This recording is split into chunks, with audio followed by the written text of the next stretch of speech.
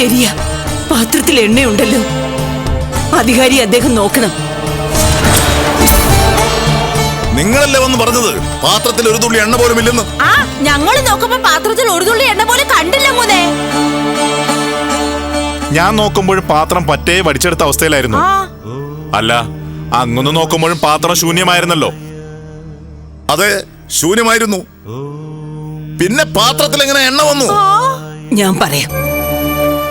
എണ്ണപാത്രത്തിന്റെ അമിത ഭാരം കൊണ്ട് വീർപ്പ് മുട്ടിയ പൂങ്കൊടിക്ക് പിന്നെ ഭാരമേ അനുഭവപ്പെട്ടില്ല. ആരോ എണ്ണപാത്രത്തിൽ ശക്തമായി താങ്ങിപ്പിടിക്കുന്ന ഒരു അനുഭവം അവൾക്കുണ്ടായി. ആരായിരിക്കും അങ്ങനെ പാത്രം താങ്ങിപ്പിടിച്ചത്? പൂങ്കൊടിക്ക് തൊട്ട് പിന്നാലെ ഞാനും ഗുണാളം ചേട്ടനും ഉണ്ടായിരുന്നു. എന്നിട്ട് ആരും താങ്ങി പിടിക്കുന്ന ഞങ്ങള് കണ്ടില്ല. ഞങ്ങളാരും കണ്ടതേ ഇല്ല. താങ്ങിപ്പിടിച്ചത് തൃക്കരങ്ങളായതുകൊണ്ട് ഛിദ്രശക്തികൾക്ക് കാണാൻ കഴിയില്ല ഗുണാള. എണ്ണപാത്രം താങ്ങിയത് സാക്ഷാൽ മഹേശ്വരനാണ്, അല്ലെങ്കിൽ പാർവതി ദേവി.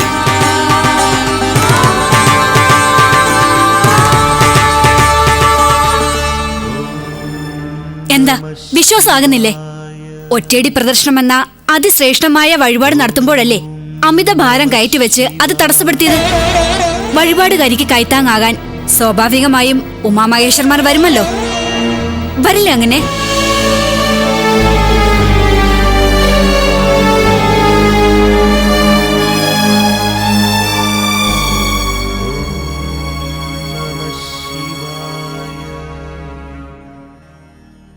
അമ്പരപ്പിക്കുന്നതും ഭ്രാന്ത് പിടിപ്പിക്കുന്നതുമായ ഒത്തിരി അനുഭവങ്ങൾ ഉണ്ടായിട്ടും നിങ്ങൾ പാഠം പഠിക്കാത്തത് കഷ്ടമെന്നല്ലാതെ മറ്റെന്തു പറയാൻ? ഓട്ടപാത്രത്തിൽ ജലം പകർന്നിട്ട് എന്താ കാര്യം? വാ മോളെ.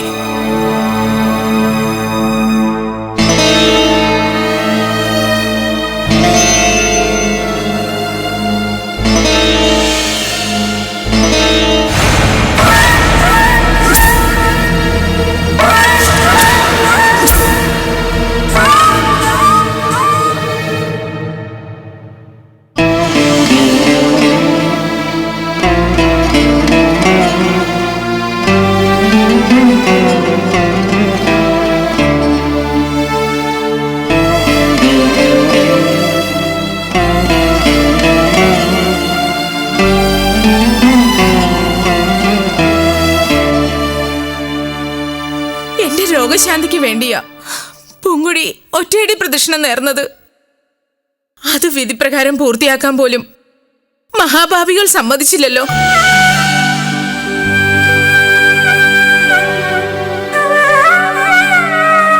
വിഷമിക്കാതമ്മേ, കുറച്ചു നേരം വഴിപാട് നടത്താൻ പറ്റിയില്ല. അതിൽ പിന്നെ പ്രദക്ഷിണം തുടർന്ന് പൂർത്തിയാക്കാൻ കഴിഞ്ഞു. കുട്ടി ചുമന്നുകൊണ്ടുവന്ന പാത്രത്തിൽ കൃത്യമായി എണ്ണയുണ്ടായിരിക്കുക, പിന്നെയും കാണാതായ ശേഷം വീണ്ടും പ്രത്യക്ഷപ്പെടുക. ഇതൊക്കെ ഭഗവാന്റെ ലീലാവിലാസങ്ങളാണെന്ന് നിനക്ക് മനസ്സിലായില്ലേ വസുമതി? തൃക്കടയൂരപ്പൻ സദാസമയവും പൂങ്കൊടിയോടൊപ്പമുണ്ട്. അങ്ങനെ സമാധാനിച്ചൂടെ നിനക്ക്?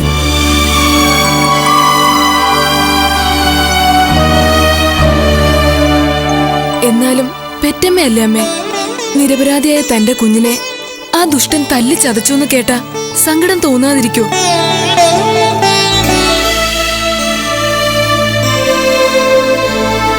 എന്നാലും ഗുണാളനും വളർമതിയും ഒക്കെ ആകെ അങ്കലാപ്പില.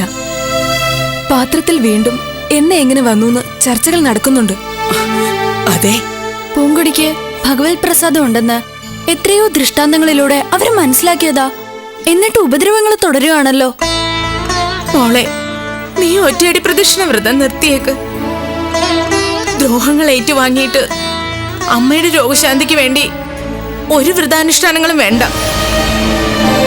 അമ്മേ, അങ്ങനെ പിന്മാറാൻ ഞാൻ തയ്യാറല്ല. അത് ഭീരുത്വമല്ലേ?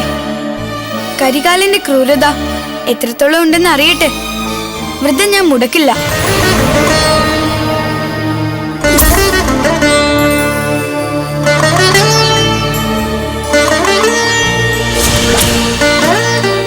ഈശ്വര,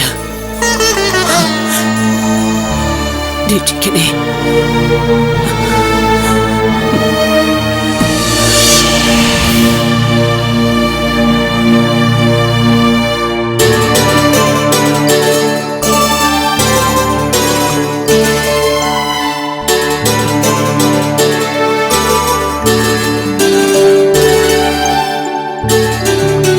മുത്തശ്ശി, ക്ഷേത്രത്തിൽ വളരെ വിശേഷപ്പെട്ട വലിയൊരു ഹാരം തീർത്ത് ഭഗവാന് സമർപ്പിക്കണമെന്ന് ഞാൻ ആഗ്രഹിക്കുന്നു. എന്താ മുത്തശ്ശിയുടെ അഭിപ്രായം? ക്ഷേത്രത്തിലേക്ക് പുഷ്പഹാരം സമർപ്പിക്കുന്നതിന് എന്നോട് അഭിപ്രായം ചോദിക്കുന്നത് എന്തിനാ? മോള് മാല സമർപ്പിച്ചോളൂ. ആട്ടെ, വളരെ വിശേഷപ്പെട്ട മാല്യമാണെന്നാണല്ലോ നീ പറയുന്നത്. എന്താ അത്ര വലിയ വിശേഷം? അത് കെട്ടിക്കഴിഞ്ഞിട്ടേ പറയാൻ പറ്റുള്ളൂ. അമ്മേ, പൂങ്കൊടി പറയുന്നത് കേട്ടിട്ട് എന്തോ പ്രത്യേകതയുള്ള മാലയാ അവൾ കെട്ടാൻ പോണെന്ന് തോന്നുന്നു.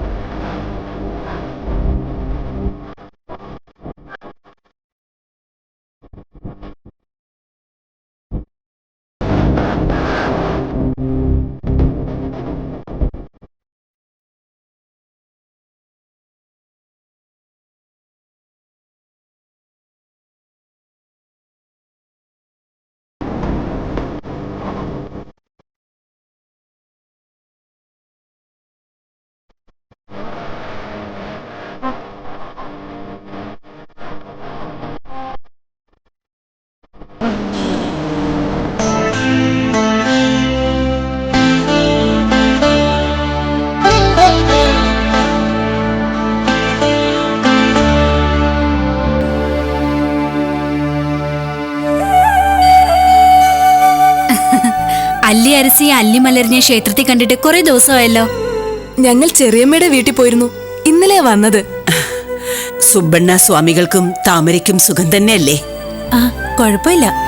അമ്മയ്ക്ക് ഇടയ്ക്കിടയ്ക്ക് വാതരോഗത്തിന്റെ അസ്വസ്ഥത ഉണ്ടാവാറുണ്ട്. കഷായം കഴിക്കും, അതങ്ങ് മാറുകയും ചെയ്യും.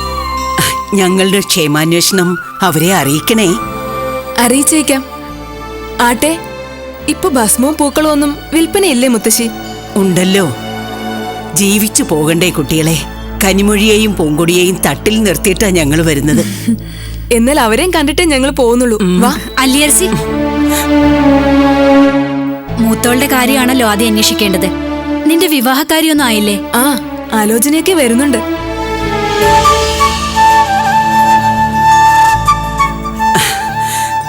മഹാഭാരതത്തിൽ കുന്തി പറയുന്നുണ്ട്, വീരന്മാരും ശൂരന്മാരുമായ മക്കളെ അല്ല പ്രസവിക്കേണ്ടത്, ഭാഗ്യമുള്ള മക്കളെയാണെന്ന്. നിങ്ങൾ ഭാഗ്യമുള്ള കുട്ടികളാണ്. സമയമാകുമ്പോ നിങ്ങൾക്ക് ഇണങ്ങുന്ന പുരുഷന്മാരുമൊത്ത് നിങ്ങളുടെ വിവാഹം നടന്നിരിക്കും. വള്ളിമുത്തശ്ശിയുടെ വാക്കുകൾ പൊന്നുപോലെ തിളങ്ങട്ടെ. എന്നാ ഞങ്ങൾ വരട്ടെ. ശരി. വാ.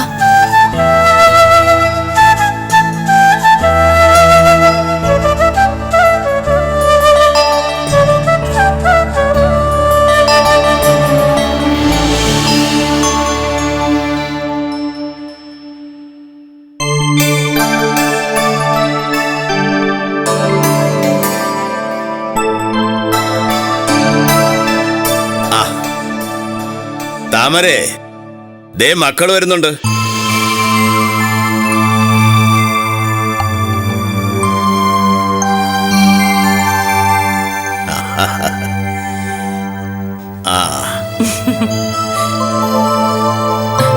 ഇതാ അച്ഛനു വേണ്ടി കഴിപ്പിച്ച പൂജയുടെ പ്രസാദം.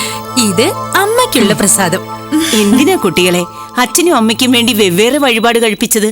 രണ്ടുപേർക്കും കൂടി ഒരു പൂജ കഴിപ്പിച്ചാ പോരെ? അത് കൊള്ളാം.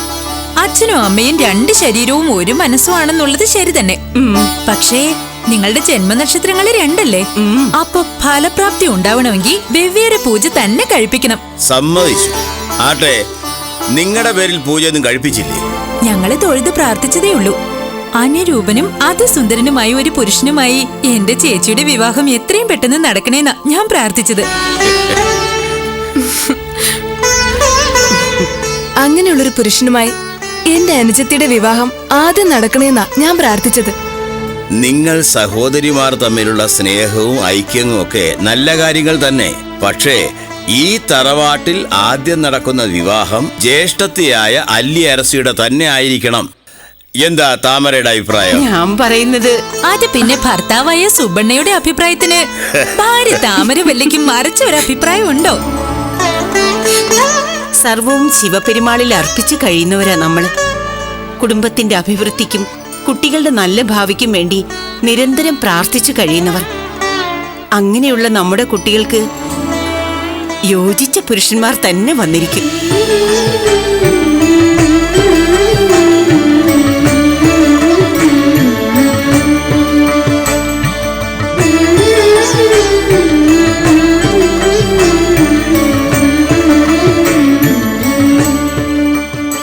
നീ എന്താ മോളെ ആലോചിക്കുന്നത്? ഒന്നുമില്ലച്ച. ആ പിന്നെ ക്ഷേത്രത്തിൽ വെച്ച് ഞങ്ങൾ മീനാക്ഷി ചേച്ചിയും വള്ളിയമ്മയും കണ്ടിരുന്നു. അച്ഛനോടും അമ്മയോടും അന്വേഷണം പറയണമെന്ന് അവര് പ്രത്യേകം പറഞ്ഞിരുന്നു. തികഞ്ഞ ഭക്തിയും സ്നേഹവും നന്മയൊക്കെയുള്ള കൂട്ടരാ മീനാക്ഷിയും വള്ളിയമ്മയും ഒക്കെ. പക്ഷേ പറഞ്ഞിട്ടെന്താ കാര്യം? ഈ കൂട്ടർക്ക് ദുഃഖമൊഴിഞ്ഞ നേരമില്ല. തൃക്കടയൂരപ്പൻ അവരെ പരീക്ഷിക്കുകയാണ്. എത്രയും പെട്ടെന്ന് അവർക്ക് മോചനമുണ്ടാകണേ എന്ന് നമുക്ക് പ്രാർത്ഥിക്കാം. ശംഭോ മഹാദേവ. ആ, ഇനി പ്രാതൽ കഴിഞ്ഞിട്ടാകാം ബാക്കി. വരൂ.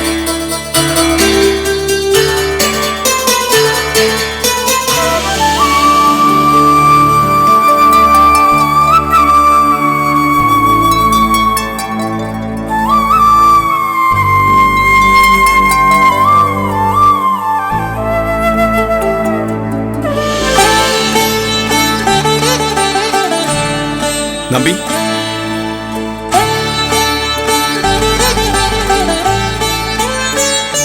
നമ്പി, കണക്കപ്പിള്ളയ്ക്ക് കൊട്ടാരത്തിലൊരു കാര്യാലയം അനുവദിച്ചിരിക്കുന്നത് കണക്കുകൾ എഴുതാനും പരിശോധിക്കാനും ഒക്കെയാ, അല്ലാതെ സ്വപ്നം കണ്ടിരിക്കാനല്ല. അല്ല, അത് പിന്നെ നാളെ ദൂരെയുള്ള കണക്കുകളെല്ലാം ഞാൻ മഹാരാജാവിനെ ബോധിപ്പിച്ചിട്ടാണല്ലോ വന്നത്. മഹാരാജാവിന് കണക്കുകളെല്ലാം ബോധ്യപ്പെട്ട് തൃപ്തിപ്പെടുകയും ചെയ്തു. അതെ, അതിനുശേഷം മഹാരാജൻ ചില പുതിയ ചുമതലകൾ നമ്പിയെ ഏൽപ്പിക്കുകയും ചെയ്തില്ലേ? അതെ, ആ ചുമതലകൾ എങ്ങനെ തുടങ്ങണമെന്നുള്ള ഗൗരവമായ ആലോചനയിലായിരുന്നു ഞാൻ. നമ്പി, ആലോചനകൾ പലവിധമുണ്ട്, അതുപോലെ സ്വപ്നങ്ങളും പലവിധമുണ്ട്. അക്കൂട്ടത്തിൽപ്പെട്ട ഒന്നാണ് പകൽ സ്വപ്നം, അതായത് ദിവാസ്വപ്നം. നമ്പിയെപ്പോലെ അവിവാഹിതനായ ഒരു യുവാവിന്റെ സ്വപ്നം എന്താണെന്ന് ഈ മന്ത്രിക്ക് ഊഹിക്കാൻ കഴിയും. എന്താ, വല്ല പ്രണയക്കുരുക്കിലും ചെന്ന് പെട്ടോ? ഹേയ്, പ്രണയക്കുരുക്കപ്പെടാനോ? എനിക്കതിനെവിടെയാ നേരം? ഞാൻ അത്രക്കാരനൊന്നല്ല.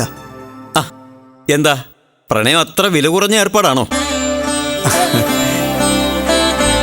അല്ല നമ്പി, ഈ പ്രായത്തിൽ നമ്പിക്കത് സ്വാഭാവികമാണ്, ആവശ്യവുമാണ്.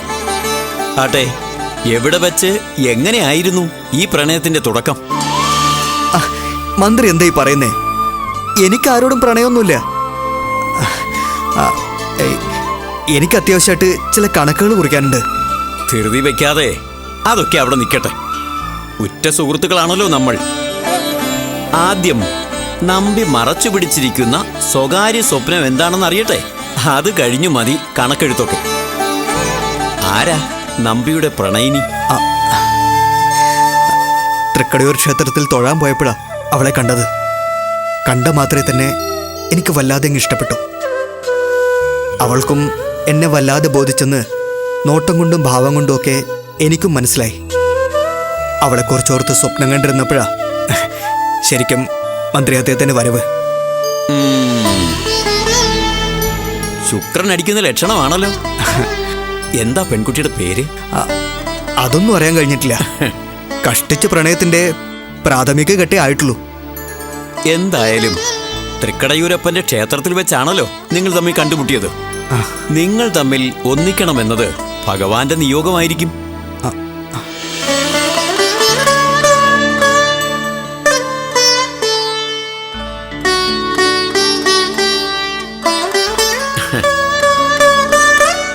ആ കുട്ടിയെ തന്നെ നമ്പിക്ക് താലി ചാർത്താൻ ഭഗവാന്റെ സർവ്വ അനുഗ്രഹവും ഉണ്ടാകട്ടെ.